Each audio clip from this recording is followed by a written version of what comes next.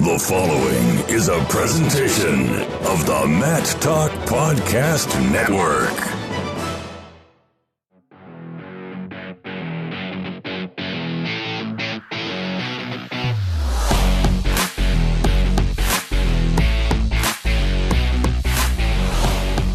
Welcome to another riveting edition of On the Mat. I am Kyle Klingman of the National Wrestling Hall of Fame Dan Gable Museum, joined by the Andy Hamilton of wrestling journalism. It is Andy Hamilton of TrackWrestling.com. Welcome, Andy. How are you? Doing well, Kyle. Yourself? How could I not be doing good because of the guest we have today? Dan Dennis is going to be our guest today, and I'm very excited about having him on. A guy that we both know fairly well. I think you know him a little bit better than I do from just a great story that you wrote. Let's talk about that story. You wrote a lengthy piece, one that I think you are proud of, that came out before the Olympic trials in 2016. Got a lot of national exposure. Take us through the journey in writing that story and some of the aftermath. Well, it goes back to Dennis making the finals of the World Team Trials before in 2015. And on the way home from Madison that night, I called him on the way back. I had several hours in the car, and I figured he was getting close to Iowa City. He'd lost in the finals to Reese Humphrey, and we caught up for about probably an hour. Just kind of caught up on life, on where he'd been, what he'd been doing. And I think Ryan Morningstar even told me like sometime around there that he had been living in a truck for a while, and then in this trailer out in California and kind of bouncing around. And it described Daniel Dennis to a T from what I knew of him. And so we started kind of chipping away at it. I kind of put that in my back pocket for the Olympic trials. I knew he was going to be a contender in 2016, and there were a lot more layers to that story, and sort of chipped away at it over time. And then as it got closer, I mean, just, the guy's phenomenal to deal with. And I don't know how many times like I would call or text with just little follow-ups here. And some people you're a little reluctant to do that with because they're maybe not as receptive as and cooperative as he was. But stories like that kind of just write themselves. And it was cool because it had a huge response at the Olympic trials. It was the buzz, and everyone was talking about it, and great storylines. It had to feel good for you to know that you were having that kind of response at that time. Yeah. I mean, you like to write the ones that are memorable, that people enjoy, and there's an overwhelmingly positive response to, and that one was that was the case with that story.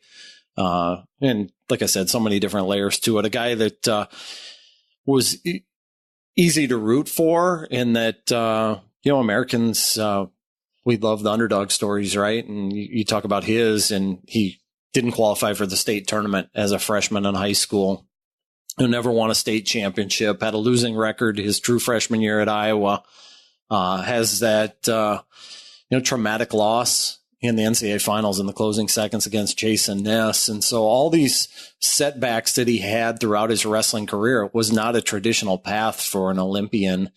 He'd given up wrestling. He'd given it up, and his body was broken down.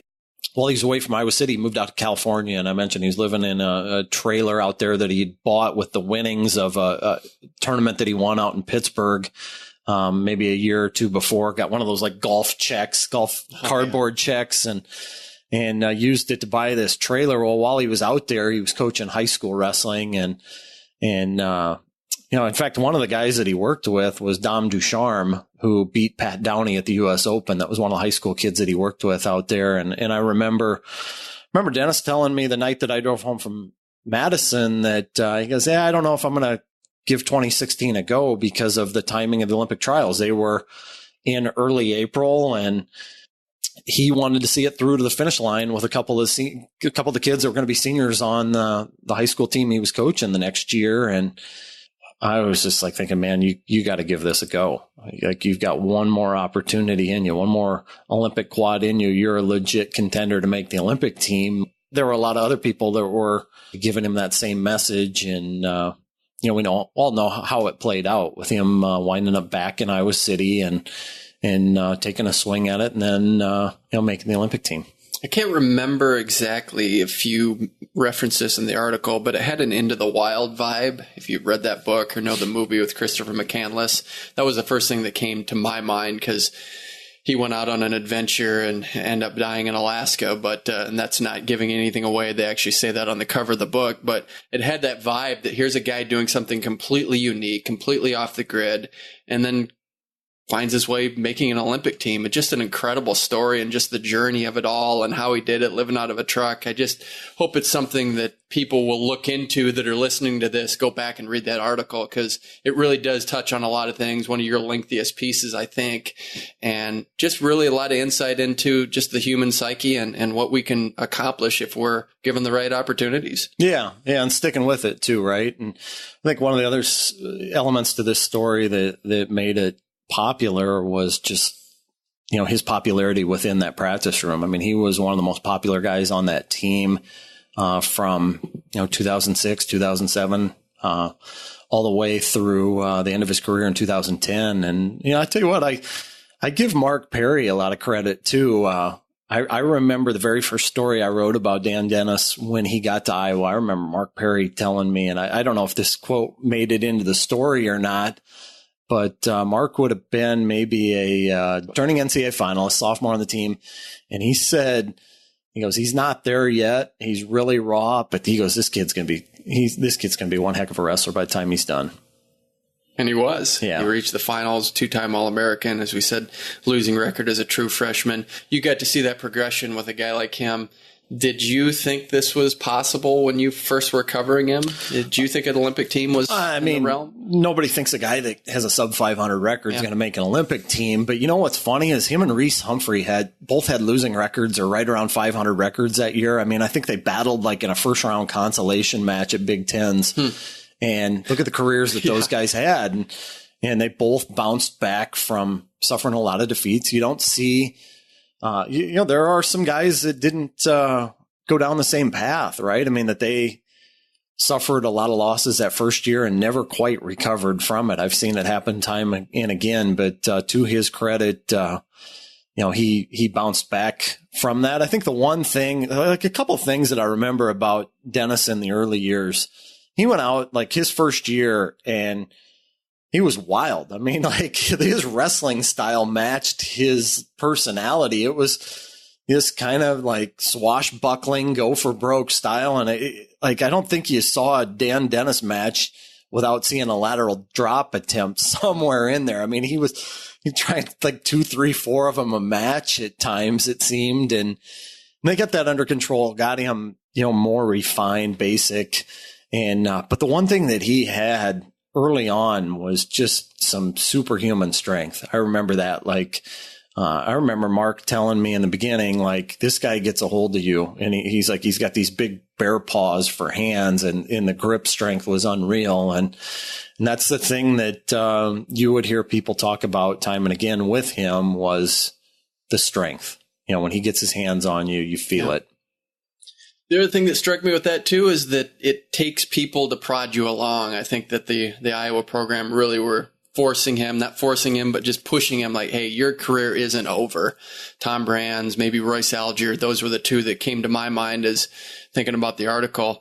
I like that because you need a push sometimes, and I think Dan Dennis was certainly in that camp. He needed a push to get to that point. Yeah, sometimes it just takes somebody, believing in you. It takes somebody telling you a message that maybe you've heard a dozen times before from a dozen different people, but for whatever reason, maybe it's one person that says it, that it really hits home. And there were a lot of people in his corner. You mentioned Alger and certainly Tom, and that relationship, remained strong for a long time there. And you think about the beginning of where Daniel Dennis's career, how it played out in the beginning, and he has that tough year, his true freshman year. Jim Zaleski gets let go. Tom Brands comes in. Joey Slayton comes in at Dan Dennis's weight class. I think there was a little bit of maybe some rocky times in the beginning with that relationship. But then, they got through that, broke down those barriers and found out what each other was about and really connected. And then that's when you saw his career start to really take off. He had broke his jaw early on. He had the rough season his true freshman year. He redshirted his his second year at Iowa. And then what would have been his sophomore year, he broke his jaw wrestling, I think, Montel Marion early in the year. So his sophomore year at Iowa, I think only wrestled maybe like 1 or 2 matches, and then to step in the lineup his junior year, win the job away from Joe Slayton, who was a returning NCAA finalist. Then also having to beat out Montel Marion at that same weight class, but he took that job and ran with it and locked it down for the last 2 years of his career and won a lot of matches for the Hawkeyes. Stick around for that interview. We have Dan Dennis coming up later on the program. But Andy, we need to talk about things going on. And I just want to talk about this topic. I love statistics. I just love statistics. And I know you working with trackwrestling.com, there's a great outlet there to get records and statistics. But one of the things that concerns me is that we don't have enough in wrestling. You're a baseball guru. You can go to baseball reference. You can go to basketballreference.com. You can go to footballreference.com. I mean, I loved growing up batting averages, home runs. Did they hit 2 for 4? Were they 3 for 5? All those things. I'm afraid in wrestling, we don't have enough of that. And I think we've made so many rule changes, especially internationally, that we don't have a good enough product that you really can compare eras. There's changes in every sport, but wrestling's been such monumental changes that I think it's next to impossible to make comparisons. And we've talked so much about the 3-period, the ball draw. You can't compare what's happening now with a 10-0 tech fall, or even when it was 15-0. There was a time where it was first to 3 or 3-point must system, where if it was 2-1, you still went into overtime because someone didn't score 3 points. Now takedowns are worth 2, 4 with exposure. It used to be 1 and 3. So a lot of things change, times change with weigh-in procedures. But as we look at a way to collectively grow the sport, I think having statistics in a really healthy way, whether it's the most takedowns, I don't even know how we would access Jordan Burroughs' senior international record. I think he's lost 4 times. Nick Marable twice at the Olympic trials the Olympics in 2016, and then Kyle Dake. Those are the only 4. How would anyone look that up, see his senior record? I'd like to be able to have that nearby so that we know what these guys have done. So that's my topic of conversation that I wanted to talk about with this podcast, this show. How do we get better records? Do you have ideas? I do now. You're in charge, Kyle. No, I mean, this is your wheelhouse though. Track wrestling though. They're part of this. This is part of what they're doing because they are tracking progress. And I think this is a good thing because I can go to track and I can see different records. But before that, or just the composite and what it means when there are rule changes and a guy wins 10-0, but then you look back and maybe you're a 10-year-old and you say, oh, Jordan Burroughs won 7-0, 2-1. What does that mean? How have we tracked that? How have we tracked the progress? I think we've done a disservice, especially internationally, in how we track the sport, because there have been just such monumental sweeping changes over the course of time that it really is impossible to compare eras. You can't compare what John Smith did to Jordan Burroughs if you go match by match because the rules were so different. Even Jordan Burroughs, when we had him on, think about the rule changes he's gone through the course of his career. And he's been going at it since 2011. It's pretty remarkable. And I'm disappointed we don't have just quality statistics, whether it's takedowns, college wrestling, near fall points. I'd like to see us to get to that point. I don't know how we could do it, but I want us to get there. Yeah, I think so. I mean, you think about magical numbers and 755. You think about the number 755 and what that meant for Major League Baseball for a long time. Yeah, still means a lot to me. Yeah. Yeah, I mean, whether you want to put an asterisk by Bonds and what did he have, 762? I don't even know. Yeah. I don't even know the exact number. I think it's 762. But Hank Aaron's 755 home runs, Babe Ruth 714 home runs. Like those are numbers that stick in your head. That if I were to ask you who's got the all-time record for college pins and what is it? Do you know? Who's got the all-time record for tech falls in college and what is it? Do you know? I could make a guess at the pins. I think there's like a debate on whether this guy named, I think is Al Sears, Wade Chalice, and Gene Mills, but I think there's controversy over who has that because Gene Mills had 107 and magically Wade Chalice had 106. So did he pad it with 1? I don't know. Just those are all topics of conversation, but I don't know. And there's no consistency. What's that magic number? There's no 5,000 or 500 hits, 3,000 home run or 3,000 hits, 500 home runs. There's not that in wrestling. It's, I how many world golds do you have in Olympic medals? Yeah. I think that's what it is. Yeah, it's pretty basic. You think about what baseball's doing now. We talk baseball in the office here and some of the high level analytics and what do they mean. And you think about what they're doing now, even on a television broadcast, you've got exit velocity for a home run. Like how fast did it come off the bat? What was the launch angle? You watch a broadcast and there's a throw in from the outfield and they've got a gun on it. It shows you how fast the outfielders are throwing it outfield to third base or from outfield to home. How fast the infielders are throwing it across the diamond. You know, what could we have? Could we have stuff like that to measure like how fast like a guy shoots, like how fast a shot is? It'd be kind of cool to see, like, you know, when you talk about heavy hands, how heavy are they? Yeah, you know, what kind of pressure is it? I mean, I don't know how we would ever get to that as a sport, but that would be fun to be able to break it down to that level, to understand, like, you know, when Jordan Burroughs fires off a double leg, what kind of force is he bringing with it? Are we a sport built for metrics, though? I don't know. Do you think people could handle it, or fans, or is it just, I don't know if you even want it. I love statistics. It's what I grew up on. And no matter if you like the sport or not, if you hear statistics, 30 points a game in an NBA basketball game, if you average that for a season, you know that's pretty stellar.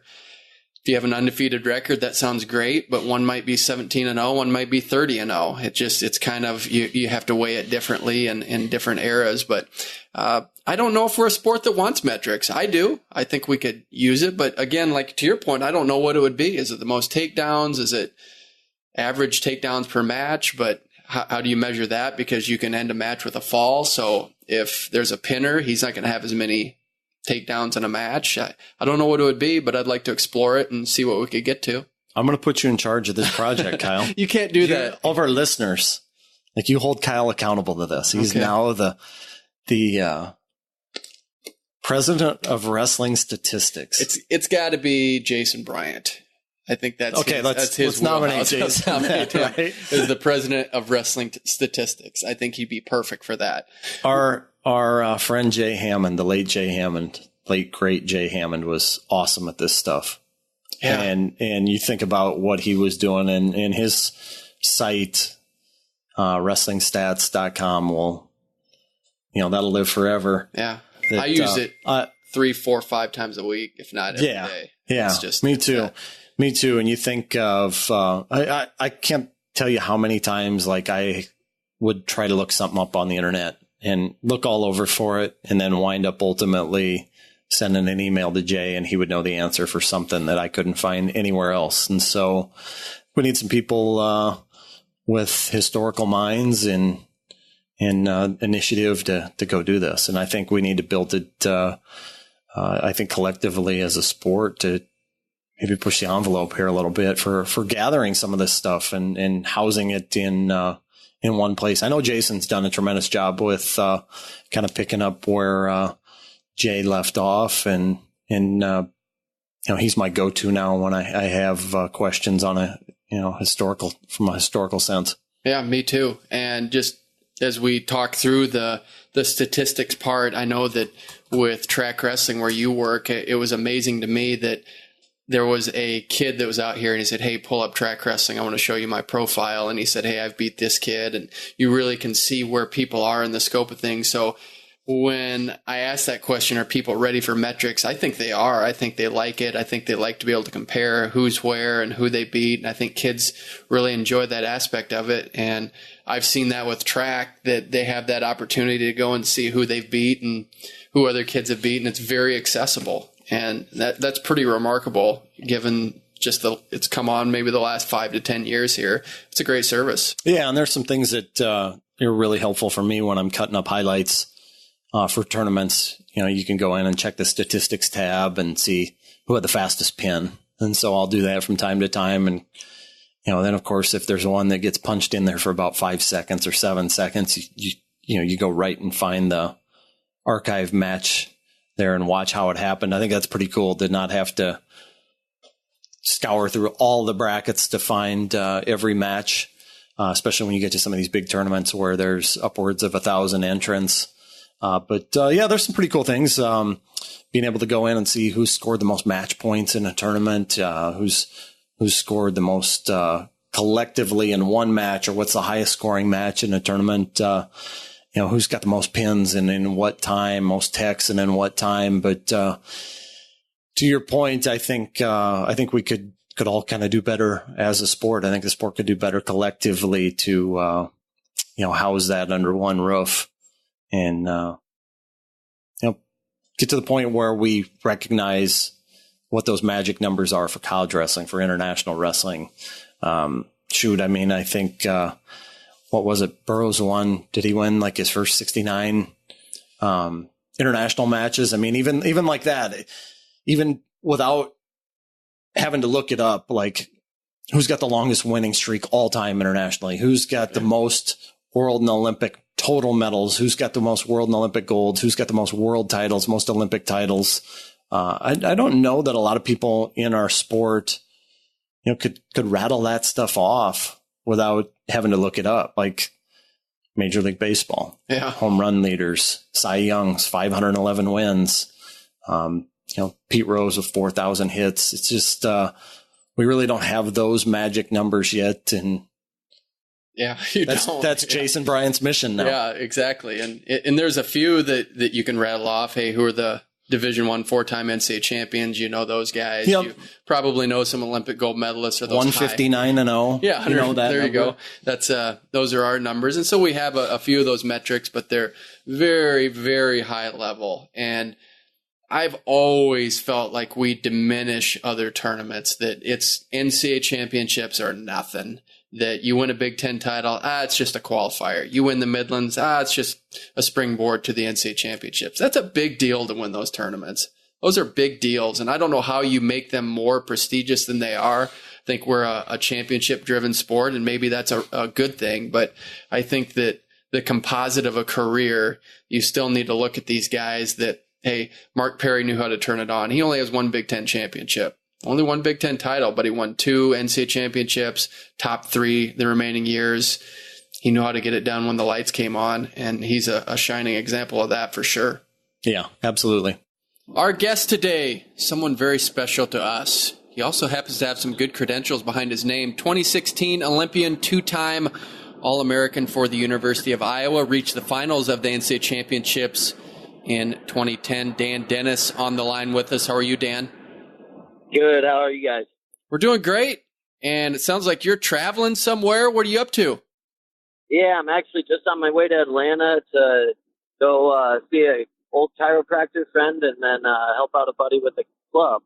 So, yeah, I'm on the road right now. You're known for your traveling ways. Is that something you want to keep doing? Just go around the country and be nomadic? Yeah, no. I'm planting roots down here and just outside of Chattanooga and starting this club up and just trying to keep good connections and working out different local clubs throughout the summer. So, yeah, just doing that. You living in a house these days, or are you living in a truck, or you tent, or what is it? Yeah, I actually been in a house for a couple weeks now, just in Cleveland, Tennessee. That's awesome. Now, Yeah. Growing up, did you have a proclivity for the outdoors and that type of adventurous lifestyle? Oh yeah. I was raised in a family that went on vacations of like camping a lot. And, I kind of fell in love with that throughout college and kind of where I find enjoyment outside of the sport, traveling around and taking advantage of that, lacing it in with wrestling too is the best of both worlds. So fun. Tell us about Tim and Jane. Give us the profile on your parents. Well, Tim and Jane, my dad passed a couple of years ago, actually, when I was competing, and Mom was supportive, good mom. She's always been encouraging in everything that I've always wanted to pursue or look at going into, and she's just a great supportive mother that everyone should have. How do you keep your father's memory alive? Every day I think you can't not think about your parents, right? And you're always dealt with things that in daily life that remind you of your parents, And I think having one past and that having a close relationship with him, you get reminded of him in little ways every day. So, what are a couple of those little ways? When I'm working with kids, it happens a lot where I'm just trying to have a positive impact on something that I used to struggle with that my dad used to try to help me work through. Things like that. I try to pass on to the kids that I work with now. Did he expose you to wrestling? Well, my neighbor actually got me in wrestling. My dad was always really supportive and sending me places and allowing me opportunities to find good partners and getting better in the sport. So he was really supportive in that sense, but he didn't get too involved in my own wrestling. He left that up to the coaches. Andy Hamilton, who's on with us, wrote a legendary article about you. What was the response to that article when that was written? It was right before the Olympic trials. What kind of response did you get? Hey, I'm sorry, I lost you a little bit. What was that? Okay, Andy wrote a great article about you before the Olympic trials in 2016. What kind of response did you get? Oh, man. The fluff that I got after making the Olympic team was absolutely insane. And that's the great thing about being in Iowa. I mean, the wrestling community, the support for the wrestling community in Iowa is like it is nowhere else in the country. It's so strong.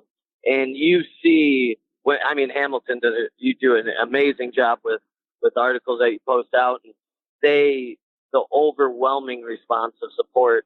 I mean, I know that my sister actually did a GoFundMe for getting our family down to Rio, and it was insane how fast that met its goal and exceeded it like in day 2. And I saw other people with similar setups, and there wasn't that support, and it was pretty cool. And being a part of that's really humbling, and that's the culture that you got at Iowa, and it's the fan base that we have there. It's really awesome. Pretty impressive. Did a lot of people blown away when you see that, right? Yeah. Did they want to know about living out of a truck and all those things that came from that article? Because I know I was fascinated by it, and it was such a great story that got picked up along the way from a lot of major outlets. What did people want to ask you about when they saw you? Just what it's like, the experiences, like what were you thinking? And it for me, it was all kind of gradual. It's like seeing a kid grow up. If you're their uncle and you see him once every so many years, you see huge changes from time to time when you see him. When you're their parent or you're around them every day, you don't see those changes as much. So for me, living it, the changes, like it was all just a natural progression in wrestling. It was just in my life, and it wasn't something that really like floored me or anything like that. It was just a natural, this makes sense. The next step is going into California, and I didn't have any money, so it was, where can I live? And the only thing I could afford was in a trailer for a while, and that it just seemed like every step made sense. And the same thing with coming back to wrestling. But having people want to know every little detail in all those steps is kind of, it's flattering a little bit, but to me it's just kind of normal. It made sense. Is that a lifestyle that you could see yourself doing long term through the end of your life? Is that something you could stick with? What's that? Could you stick with that lifestyle? I stick with the lifestyle of dealing with each situation as it is, and just trying to make the best decisions. And right now I'm opening up a club in Chattanooga. I'm pretty pumped up about that. So really, that's the next step for me. So I guess yes. Well, let's talk about that a little bit. I mean, 8 years ago, you finished up your college career. Was a club coach, was that something that was in your plans? I mean, as a potential option one day, where did you see yourself, 8 years out of college, maybe? Initially, I went into competing, and I wanted to compete and reach the pinnacle of those goals. And, I wasn't able to fully accomplish that. I gave my best effort and tried my damnedest And now it's trying to really instill what it takes to get to a high level of wrestling for more than myself. And now it's trying to develop that in younger kids. And now I find a lot of enjoyment in that. And I find a lot of it frustration in the little mistakes that I see at a young age. But it's really fun to work with and deal with now. And it's pretty exciting. Really pumped up for it. You mentioned that Rio experience and the GoFundMe page. When you think about Rio, what are the memories that you have and that you'll take from the 2016 Olympics? I had a lot of friends and family that went down there, and a lot of like really close friends and family that went down there. And that's really humbling. And it's supportive. That's something that stands out a lot to me. There's a couple of families from California that I just coached for a little bit that I became really, really close friends with. And seeing, those people come down. My girlfriend made the trip down. My mom and some of my best friends growing up were able to make the trip down. And it was being around them right after competition and not getting what I wanted, but still feeling that support was what stands out most to me. You took Spencer Lee as your training partner down there. First of all, why? And what kind of feel did he give you? What kind of things did you learn about Spencer during your time in Rio? Spencer Lee is a really special kid in more ways than just on the mat. I brought him with me because he's one of the best feels of any foreigner. I mean, if you watch him wrestle, it's pretty amazing just watching him. But actually wrestling with him and feeling some of the positions where he's really skilled, and his background, it comes from his parents with judo and a lot of throws and things like that. And his flexibility he was just a really well-rounded person to bring with as a training partner. And he was either training or reading Harry Potter or playing Pokemon. And it's pretty funny seeing someone who's that big of a badass on the mat, and as soon as practice is over, they're in the room playing Pokemon and reading Harry Potter and that stuff. It's pretty cool. You got a chance to wrestle him here a couple months ago, right? Around postseason time in March. We've talked about it off air, but maybe our listeners would like to know a little bit about how that went for you. And what kind of progression has he made since the Olympics, since he went as your training partner to Rio? He's continued to develop. Usually you run into those superstars in high school, kind of having a dip or a little bit of a let up or some sort of adjustment time to really set into college and become their own. He just kept growing and developing. The last time I wrestled Spencer Lee, I wound up carrying my own bag of vomit out of the practice room. He is somebody that pushes, and I feel like I'm in pretty good shape and know how to stall a little bit. There's none of that to be done when you're wrestling someone like him. He's dangerous at all times, and I got my ass kicked a little bit.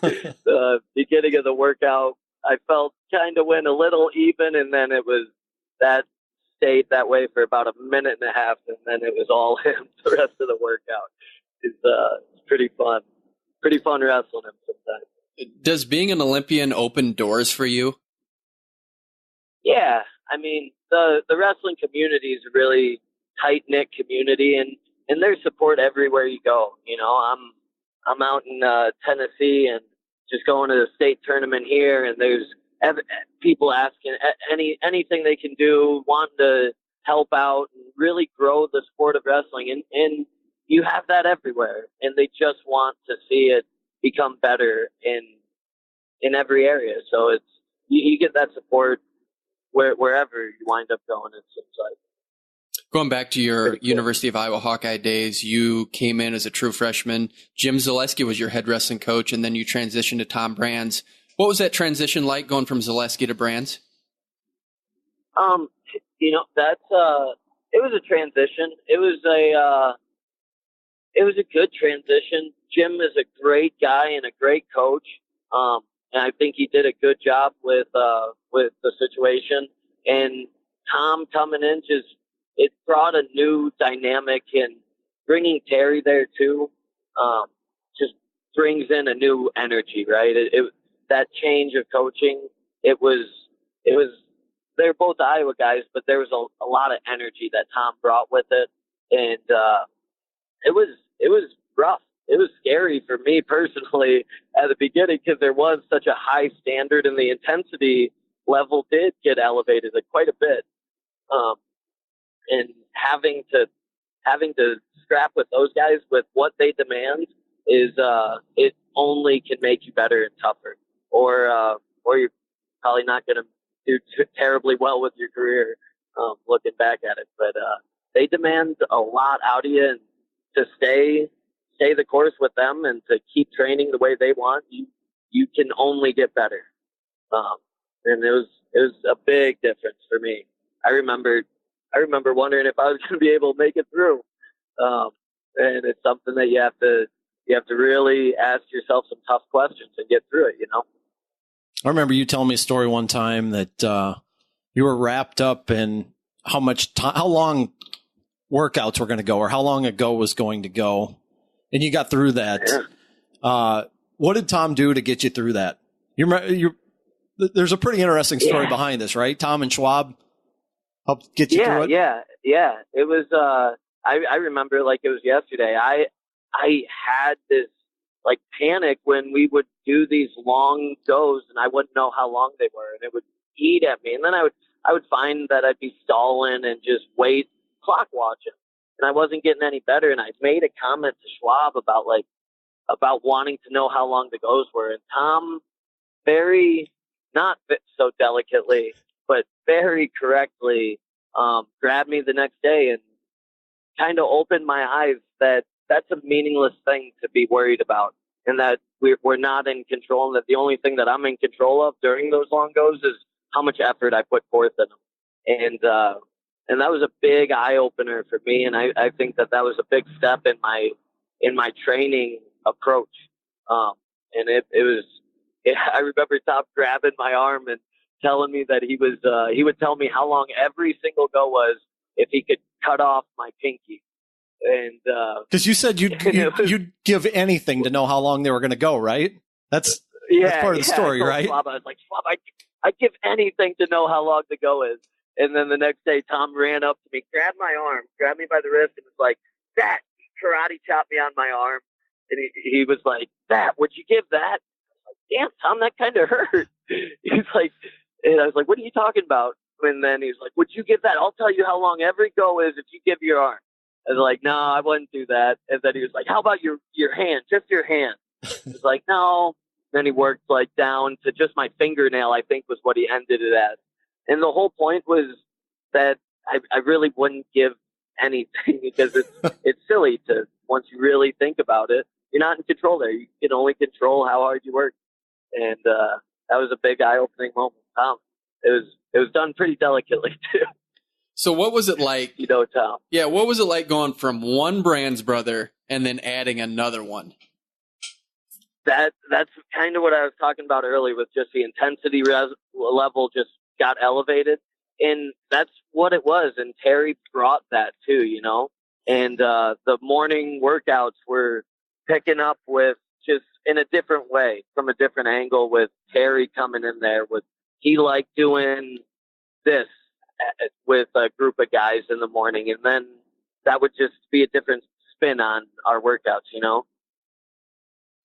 Take us through a lot to the table. Yeah, your progression. You talked about Spencer Lee being all-world coming in and just a freshman phenom. You weren't a freshman phenom. You came in as a two-time runner-up, had a losing record your freshman year. You don't see a lot of college athletes make a progression like you had. How did you make that happen? How did you get to the level where you're in the NCAA Championship Finals after a losing season as a true freshman? I think really just focusing on getting better the next workout. I used to get really tied up in my head on looking too far down the road, on looking at next year, what the lineup was going to be. I wasn't starting as coming in as a true freshman. I was going to redshirt, but I ended up starting. But the plan wasn't, and it was hard for me to like look down the road and see where I would be fitting in because I just didn't see it, and I really had to do a good job of just focusing on the next workout, not thinking about goals so far in the distance that are unattainable. I just tried focusing on the exact next workout and who my partner was. And that really helps me simplify everything. I think some of these kids today could use that too. Yeah, I was just going to ask you, does what you went through, I mean, you didn't qualify for state as a high school freshman, and Kyle outlined how your college career played out. Does that help you relate to the average kid that you work with on a daily basis? Yeah, I mean, every kid's in a different situation.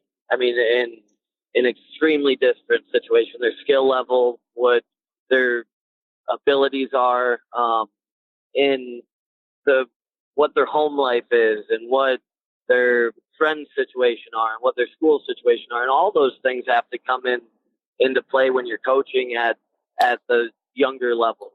So I think having to deal with that is something that I think I do a pretty good job with balancing that all out, and I'm able to relate to. I try to relate to the kids as much as I can, and everyone struggles in different areas, and trying to think about all those.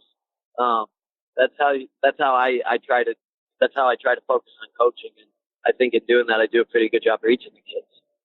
In 2010, you reached the NCAA Championship Finals against Jason Ness. You had the match won, gave up a takedown and back points in the final seconds. Would you just share what it was like the hours after that devastating loss? It was really heavy. It was really hard. I had put so much emphasis and obsession on. It's probably an unhealthy obsession a little bit on that one match, and I didn't deal with it great. The hours right after that were really heavy. I remember feeling like I just let everyone down, and including myself. I felt horrible, and I remember being a puddle of mush and Schwab coming up to me, he's a coach at the time, and I was a ball of mess, and just asking him like why that happened. What did I do wrong? And he's somebody who had everyone at this level has had a lot of hard losses, and he was someone that was able to relate, and he didn't have an answer. And as stupid as that sounds, that was like comforting. And I remember talking with Tom and Terry after, and finding comfort and just talking me through, that they're proud of you and that you've done the things right, and that they wish it, that they feel your pain. And when you're able to have coaches that you can relate to and look up to, and believe in things like that, it helps you get through those times, and it helped me a lot. There are more NCAA champions walking the earth than people that have made the Olympics for the United States. Did 2016 give you a sense of peace with your competitive career that might have been missing before that? Yeah, absolutely. I think coming back and really, I wasn't sure about coming back and ultimately making it to on that team. I mean, I would have loved to have been able to, bring home some hardware for our country. And I didn't have the results there I wanted, but absolutely coming back and feeling like I was able to accomplish something that that seemed like it was the next thing to do. And that helped me a lot, kind of make some closure on, my NCAA career. Probably it definitely helped with that. And, looking back at something that, I'm absolutely proud of. Do you resent Jason Ness at all? No, not at all. Not at all. I hear he's actually a great person, and whenever I've been around him, he's always been extremely friendly, and And I would love to have 5 seconds back in a match, but I'm not going to be bitter towards him as an individual. What is it, just going back to what Andy said, I love that question because, hey, being an Olympian, that's a big deal. And I know that you're driven to reach a high level and you didn't get to that. But how do you quantify that? How do you just kind of make peace in some way about this still is a big deal? Maybe I didn't reach my goal, but it's pretty high up there. And how do you just kind of justify that in your mind? Putting everything in perspective. We're in a sport that's ultimately a game. It's, in my life, the most important game in my life and in the world that exists. But it's ultimately a game sport, and it's not, you can't identify and fully become and let that ruin or make your life. If you're solely dependent as an individual on a sport, I feel like that's not a very healthy balance in someone's life. People go to work and you're able to leave work at work, and to a degree that needs to be done with everything in your life, and allowing it to consume you to an unhealthy degree, I think is bad. Are you going to stay in wrestling long term? Is this part of your DNA? Oh yeah. I'm opening up a club right now, and just outside of Chattanooga. I'm going to be working out in the UTC room, and I'm really pumped up for it and trying to pass down and experiences I've had. And I absolutely love the sport and want to share that with the younger generations coming up and pass down as much knowledge as I can to that group, So try and develop this area, and that's it. How'd you get so good at a gut wrench? I had a really good piece of advice when I was in high school, and my high school coach just said, "Squeeze harder and try to break the ribs." And for whatever reason, that I took that as fact, and I just kept trying to do that harder and harder every single time, and eventually I got pretty good at doing one. Is that a good feeling when you're able to get a guy and you tech fall him and just sequence of gut wrenches? Yeah, once being able to control or dominate any match is a great feeling, and I was pretty happy and pumped up to be able to do that in the Olympic trials finals. What's highlight for you on the mat, particularly at Carver Hawkeye Arena, because there's a lot of great memories there? Do you have a match that stands out? Yeah, I bring up bad ones. I focus on bad ones. I remember, for whatever reason, Jordan Oliver, I got taken down with 2 seconds left, walking back to the center of the circle. We got taken down with 2 seconds left. That wasn't a good one.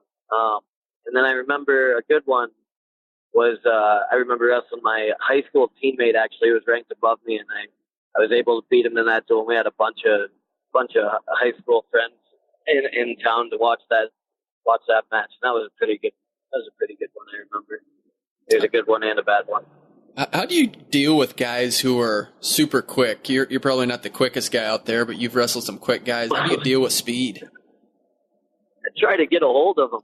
I'm not the quickest guy out there, and piece of advice I got from my high school coach, again, that I tried to run with as much as I could, was grabbing a hold of an arm and controlling them. And I know I'm not the quickest guy, and I don't like wrestling from space, so I try to get my hands on them and make them feel me. Yeah. Has there been any point in the last 2 years where you've thought about competing again? No. I'm too old and frail for coming back and doing that. These young kids, man, will put a whooping on me. You got Lee winning nationals as a 18-year-old kid. You got Dayton Fix pushing Tony Ramos, that's in a barn burner of a match, and I'm excited to watch that one again.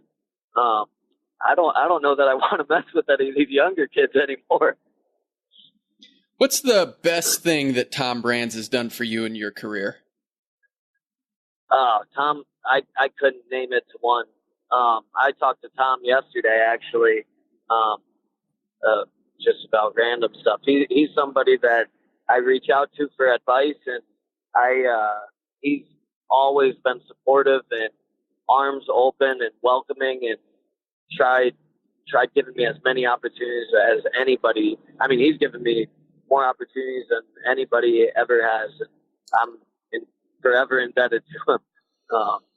He's a great guy. All right, let's do a game. Let's play the name game. I'm going to give you 5 names of people, places, things. You're just going to tell me what you think about this person or place. You ready to play the name game? Yep. All right, we'll start out with Joe Slayton. Joe Slayton. Hillbilly, tough hillbilly. Tough hillbilly. Elaborate on that. What does that mean? I don't know what a tough hillbilly means. Joe Slayton used to chew tobacco. I don't know if he still does a lot, but he would be one of those kids. I tried chewing for a little bit.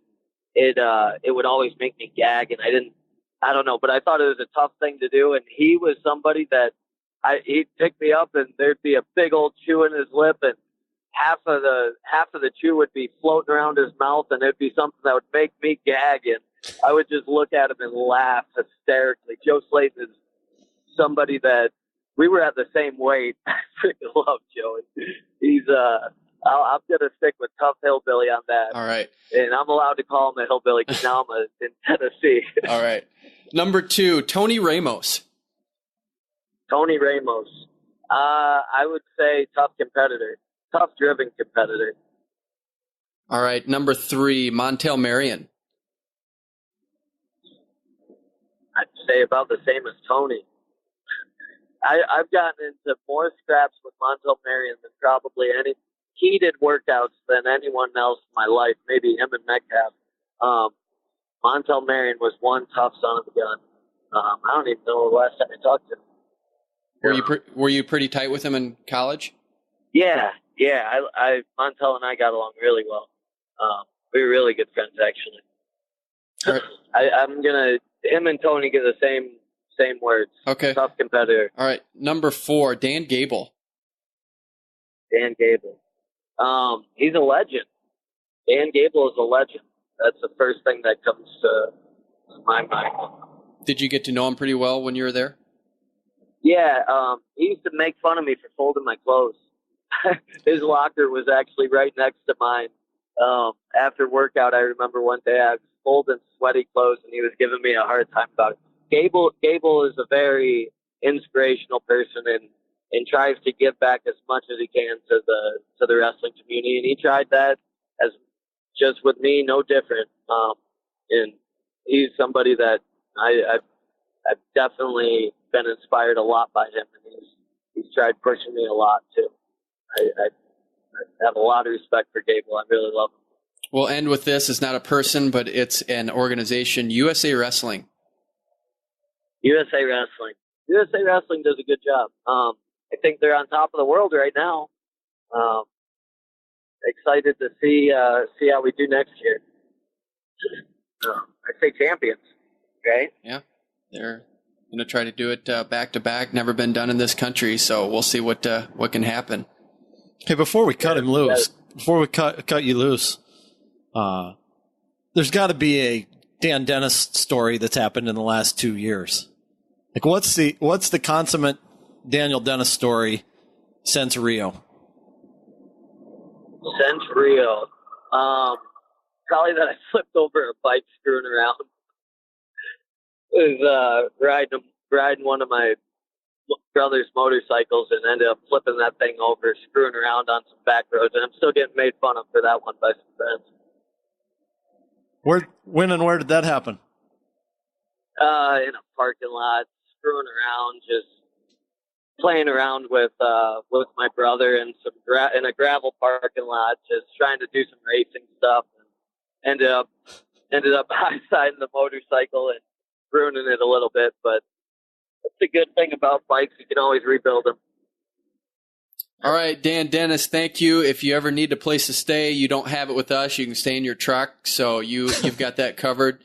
But thanks for coming on the program. You are a favorite of ours, and we appreciate the time. All the best in all of your endeavors in the future. Awesome. Thanks for having me, guys. All right, that was Dan Dennis. Great interview for Andy Hamilton of TrackWrestling.com. I'm Kyle Klingman. You've been listening to On the Mat.